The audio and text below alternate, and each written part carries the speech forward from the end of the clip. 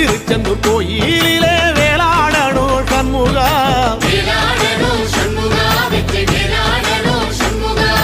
பிள்ளை ஆண்டான் பிள்ளை என வரம் கொடுக்கணும் சண்முகா,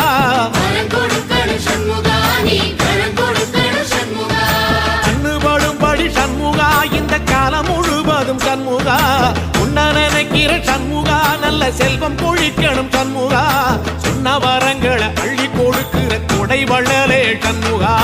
கோடி வணக்கம் சண்முகா, பல கோடி வணக்கம் சண்முகா.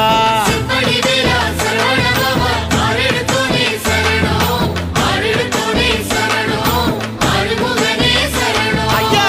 மருதமர சத்தியமாகும் அறுபடைய சண்முகா,